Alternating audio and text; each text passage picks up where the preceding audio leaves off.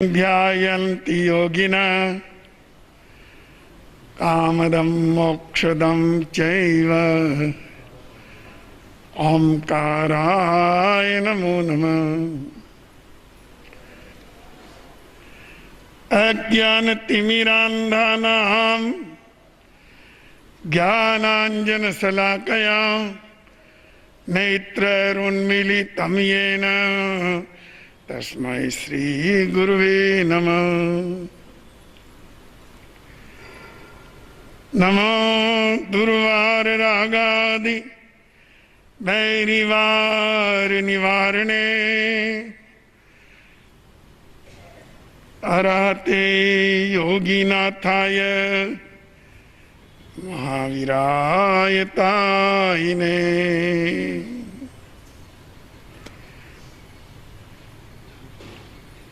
प्रिय श्रोताजनों, आज मैं अपना प्रवचन एक छोटे से रूपक से प्रारंभ करता हूं। रूपक क्या है? पौराणिक इतिहास है। महात्मा बुद्ध के सामने उनका कोई विरोधी व्यक्ति आया और उन्हें उल जलूल बकने लगा। कई अपशब्द कहे।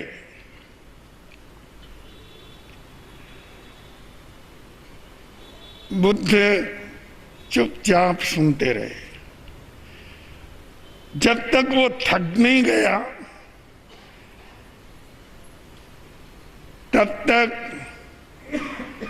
उसके अपमानजनक शब्द चलते ही रहे। थक जाने के बाद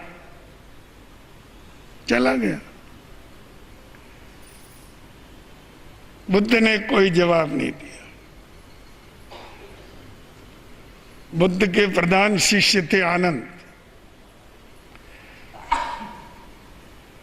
हाथ जोड़ के पूछा, भगवान, इस व्यक्ति ने आपको अनेक अपशब्द कहे, लगातार ये आपका अपमान करता रहा।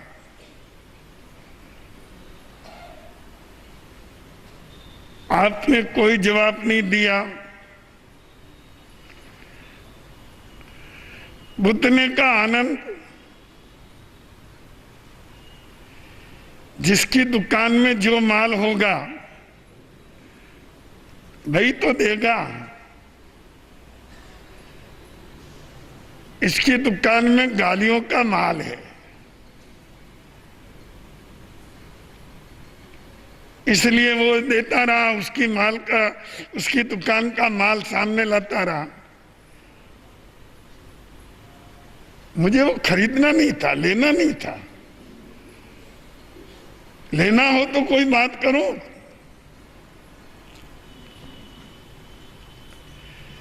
व्यापारी की दुकान पर 100 माल ग्राहक के सामने आता है, पर जो सामान लेना होता है उसी की बात करता है। मुझे कुछ लेना ही नहीं इसकी दुकान का माल, तो मैं बोला ही नहीं और थक के चला गया। मेरे पास ऐसा कोई माल नहीं है।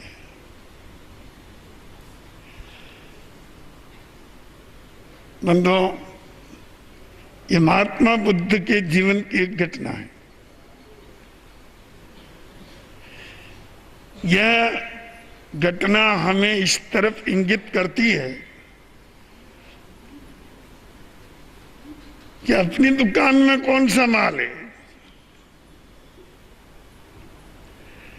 ये सोचिए। परमात्मा भगवान महावीर प्रभु ने तो चेतना अर्थात आत्मा की दुकान में सद्गुण ही सद्गुण बताए। अनंत नाणम चे दंसनम चे चारित्रम चे तोता वीरियम उवोगो यश जीवस लक्षणम। भगवान ने कहा आत्मा की दुकान में अनंत ज्ञान, दर्शन, सुख, वीर्य, दान, शील, तप, भाव, सेवा, साधना, ऐसे परम सद्गुणों का खजाना भरा है। प्रत्येक आत्मा में की यही दुकान है। पर इस दुकान का माल कहां चला गया? जरा खोजिए। दुकान तो है, इस दुकान में ये सम्यक दर्शन, ज्ञान, चारित्र का, त्याग का, तप का, साधना का ये जो माल भरा हुआ था वो कहां गया?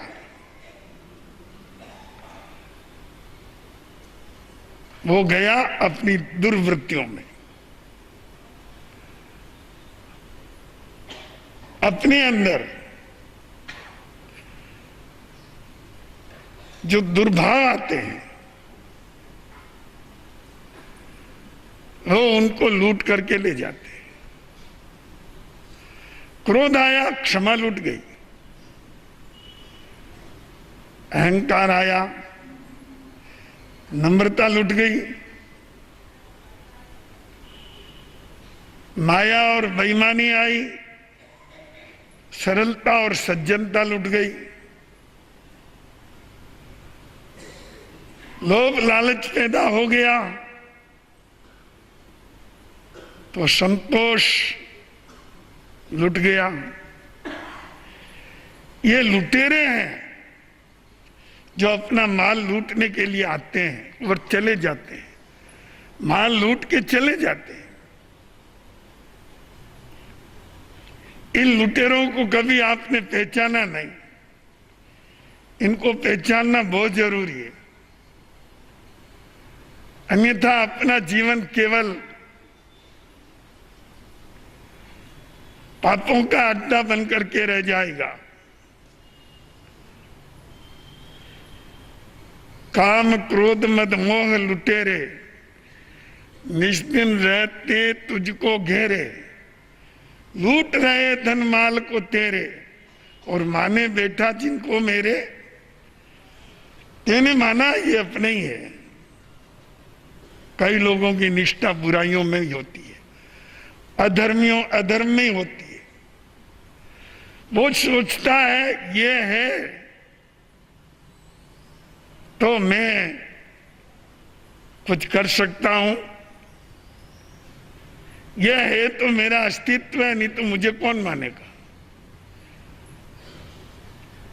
ऐसी पाप निष्ठा व्यक्ति के जीवन में इस तरह से स्थान कर जाती है कि व्यक्ति उस पाप का फिर गुलाम होकर के रह जाता है। तो बंधुओं,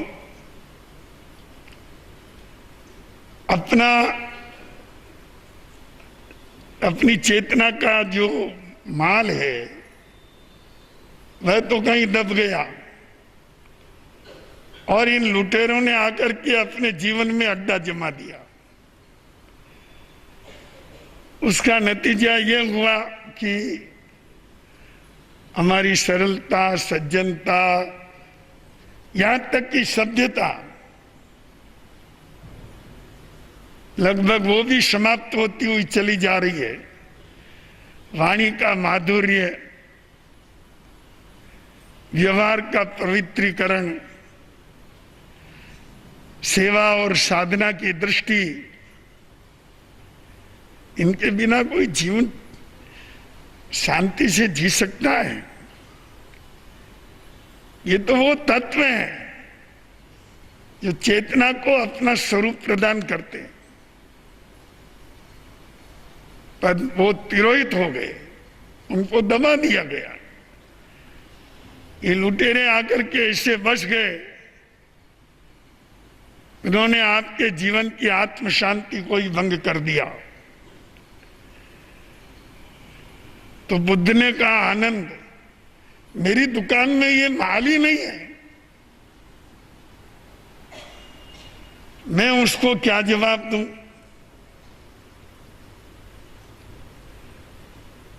उसकी दुकान में माल था, वो सामने ले आया, और जिसके कोयले की टाल है उसकी दुकान पर चला जाओ तो वो कोयले ही बताएगा, ये अमुक, ये लकड़ी का कोयला, ये पत्थर का कोयला, ये अमुक कोयला, ये तमुक कोयला, इसका भाव ये है, इसका भाव ये है। अब वहां जाकर के तुम हीरा पूछो कि तुम्हारे पास हीरे हैं क्या, कुछ हीरे चाहिए, उसके तो कोयले की टाल है, वहां से कभी हीरा नहीं मिल सकता। कहीं अपना मन, अपना जीवन तो ये कोयले की टाल तो नहीं बन गया जहां काला ही काला। कई लोग प्रश्न करते हैं, चंड कौशिक ने जब डंक लगाया भगवान महावीर के अंगूठे में, तब उन्होंने विष भर दिया प्रभु के शरीर में, और दूसरी तरफ दूध की धारा जैसी कोई अमृत धारा बाहर बह के आई। इसका क्या कारण हो सकता है? कारण तो स्पष्ट है, उसके पास जहर ही जहर, उसके पास अमृत ही अमृत। अब वो अमृत के देवता जहर कहां से लाए? जिन्होंने अपने जीवन में अमृत तत्व की आराधना की है, वो जहर कहां से लाए? चंड कौशिक के जहर देने पर भी वहां से उसको अमृत ही मिला। बंधुओं, याद रखिए, जैन धर्म अमृत साधना का धर्म है। अमृत में परम माधुर्य और श्रेष्ठत्व की साधना का नाम है जैन धर्म। इसकी आराधना करते करते वस्तुतः चेतना अमृतमय हो जाती। तो बंधुओं, उसके पास वो है ही नहीं। भगवान महावीर के पास विष है ही नहीं, वो विष कहां से लाए? तो अपने दुकान को भी देखा करो कभी कभी कि उसमें क्या भरा है। ये पर्वाधीराज पर्यूषण आ रहे हैं कल से, जैन समाज के कुछ हिस्से में आज से, कुछ संप्रदायों में आज से पर्यूषण प्रारंभ हो गया, और स्थानकवासी परंपरा में कल से पर्यूषण महापर्व की आराधना प्रारंभ हो जाएगी। और दिनांक 30 भाद्रव शुक्ला पंचमी संवत्सरी महापर्व, और उसी दिन दिगंबर समाज के पर्यूषण का पहला दिन।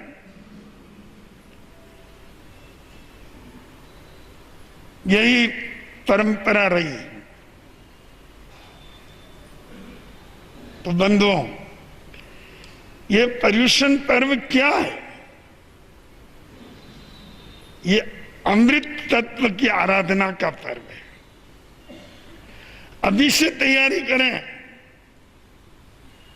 कोई जहर हो तो उसको बाहर फेंक दें, कोई विकार हो तो बाहर फेंक दें, ईर्ष्या और द्वेष हो तो बाहर फेंक दें, शुद्ध बन जाए। शुद्ध चेतना में सद्गुणों का प्राकट्य होता है, अमृत उमड़ता है। जहर हमारा धर्म नहीं है। हम महावीर के उपासक हैं जिनके पास अमृत ही अमृत है। हम लोग जहरीले कब से हो गए? और अगर जहरीले ही बने रहते हैं तो भगवान महावीर की उपासना नहीं।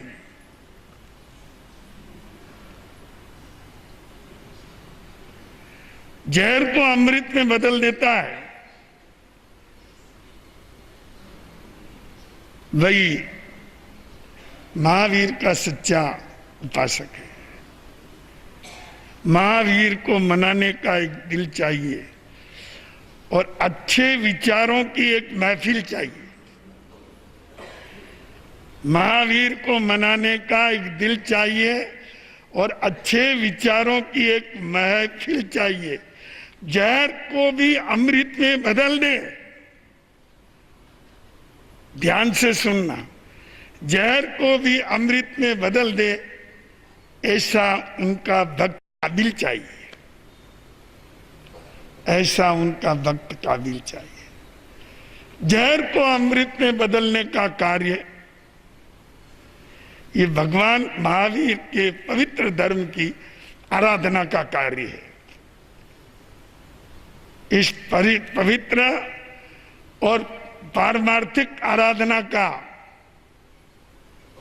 मंगलमय स्रोत कल से शुभारंभ होने वाला है। बंधुओं, शमत जैन धर्म का प्राण है।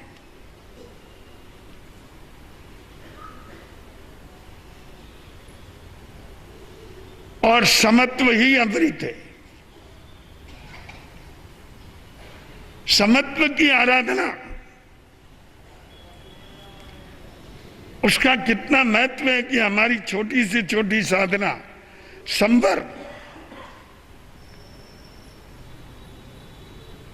और सामायिक, इसमें समत्व का ही पुट रहता है।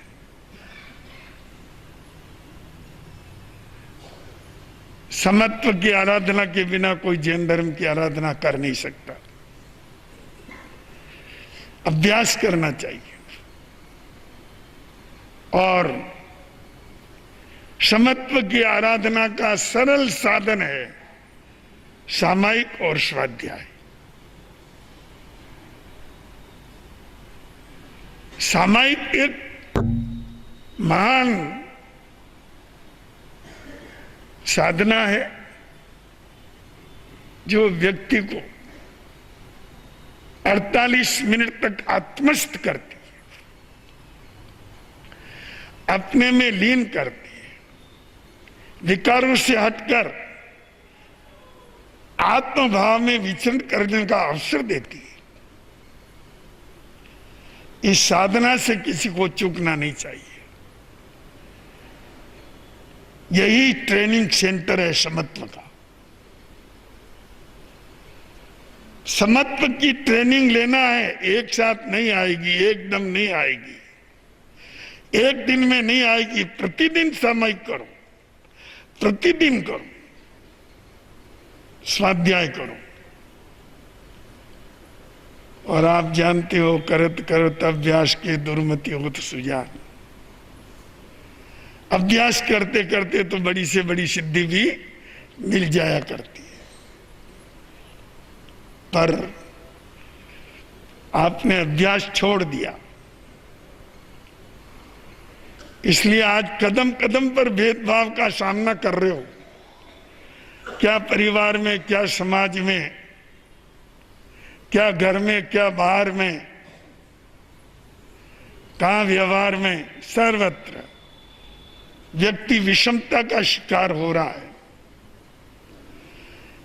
या तो वो किसी के साथ विषमता बरत रहा है, या कोई विषमता का उसको शिकार बना रहा है। बाप बेटे, भाई भाई, पिता पुत्र, देवरानी जिठानी, सास बहू,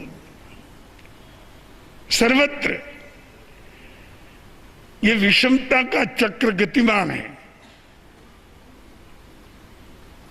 जो कहीं न कहीं व्यक्ति को फंसाता ही फंसाता है। कुछ भी करो, आप उलझे बिना रहोगे नहीं।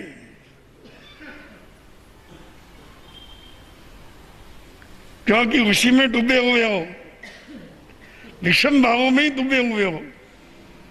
राग और द्वेष यही तो विषम भाव है। वो व्यक्ति कभी सुलझ नहीं सकता। सुलझ करके जीवन का जीने का मार्ग है समत्व, और समत्व का ट्रेनिंग सेंटर है सामायिक। ये साधना कोई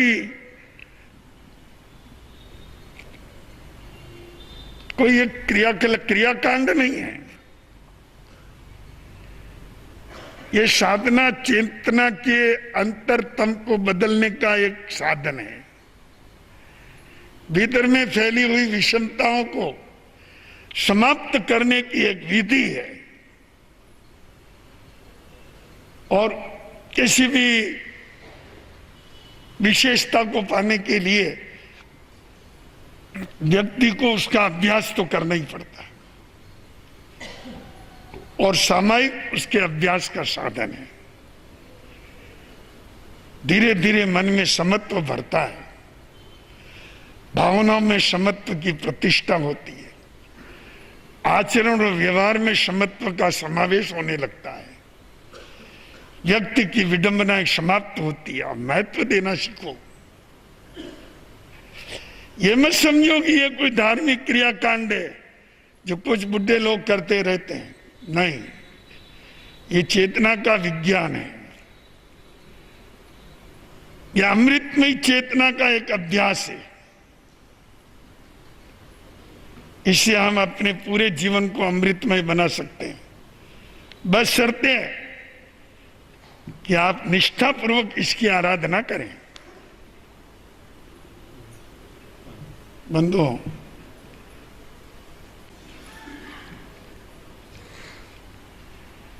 मोहल्ले में एक बुढ़िया दिन रात शोर मचाती रहती है। कोई भी उसके द्वार से बाहर निकल गया तो दो चार गालियां तो सुननी पड़ती है। सारे दिन किसी न किसी से झगड़े करते रहना उसका काम है।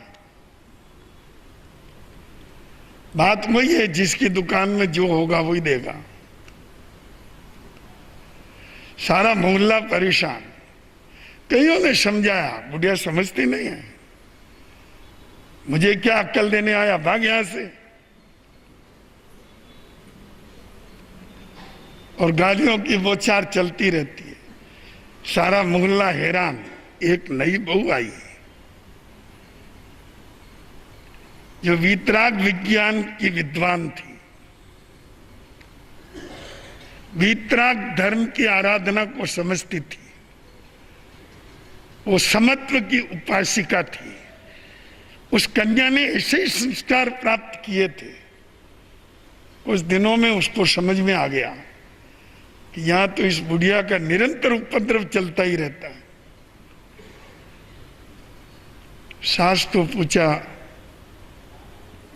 सासू मां ये क्या चलता है सारे दिन यहाँ? अरे बेटी, ये बुढ़िया बहुत उपद्रवी है। लगातार झगड़े करते रहना, गाली गलौज देते रहना इसका काम है।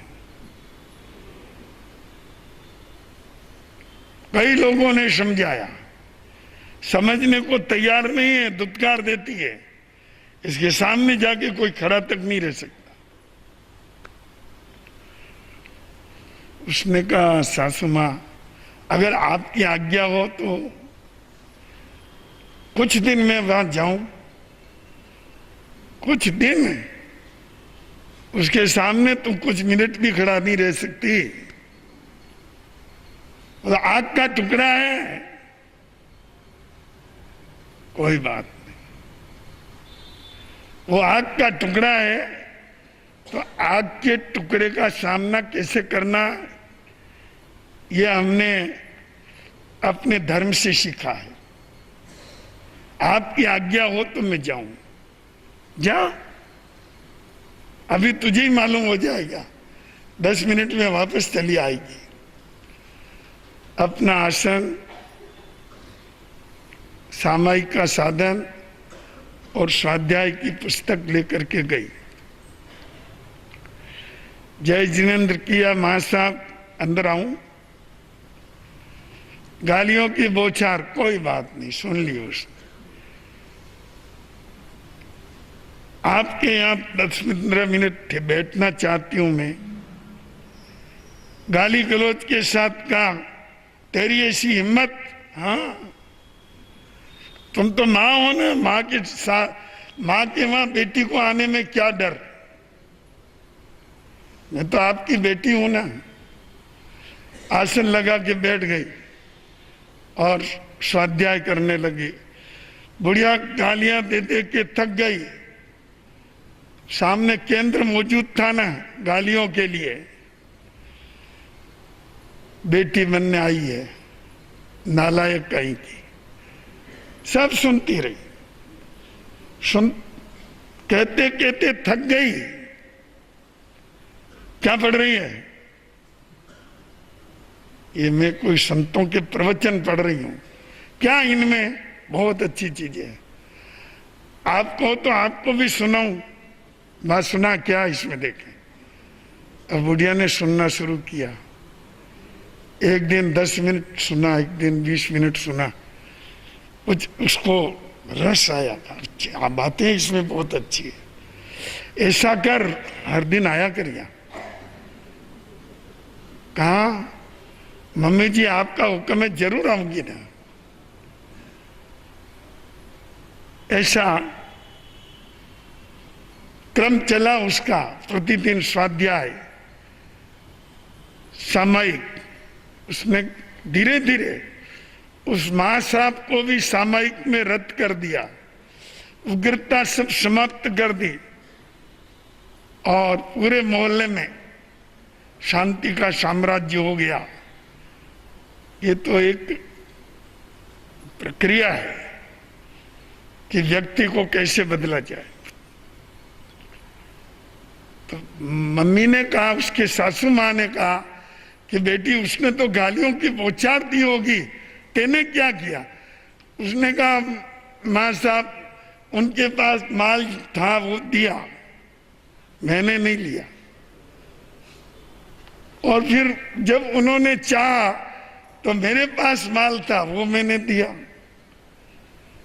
धीरे धीरे उनको अच्छा लगा।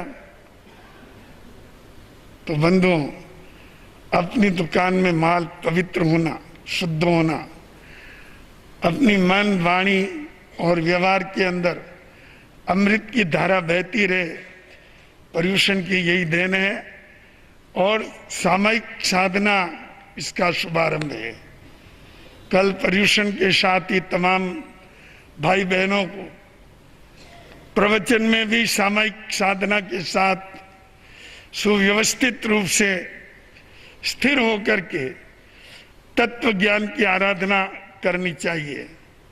कल से अंतगढ़ सूत्र का वांचन प्रारंभ हो जाएगा, जो 8 दिन चलेगा, और उसका वांचन हमारे प्रवर्तक मदन मुनि जी के द्वारा संपन्न होगा। समय पर सब पहुंच जाइए, 8:30 बजे का टाइम है। शास्त्र की अमृत वाणी का एक शब्द भी अपने कान में आता है तो अपनी आत्मा पवित्र होती है, चाहे वो समझ में आए ना आए। अमृत तो चाहे जान करके पियो या अनजान में ही पी लो, मीठा ही लगेगा। इसी तरह सत्पुरुषों की वाणी हमेशा जीवन के लिए लाभप्रदी होती है। तो कल से पर्वाधिराज पर्यूषण की साधना में सबको, और जो लोग नहीं जानते हैं उनको भी जानकारी देके प्रवृत्त करें। यह अनमोल अवसर है। ये जीवन परिवर्तन का एक क्रांतिकारी प्रयोग है जिसे हम अपने जीवन को के द्वारा सफल कर सकते हैं।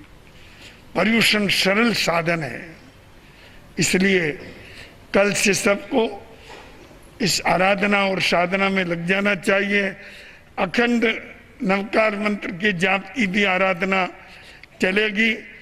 कोई भाई बहन ऐसा नहीं बचना चाहिए कि जो नवकार मंत्र की अखंड साधना में भाग न ले। और फिर एक बार कहता हूँ, सामायिक अमृतमयी साधना है। तमाम भाई बहनों को कल सामायिक की आराधना के साथ प्रवचन का लाभ लेना, और जो लोग नहीं है उनको भी देना। अपने बच्चे अगर खाली हों, स्कूल नहीं जाते हों, तो उनको भी, बालक बालिकाओं को भी पर्युषण के अंदर सक्रिय करना कि वो भी आराधना के अंदर जुटे। आज के प्रवचन का यही सार है, आत्मसात करें।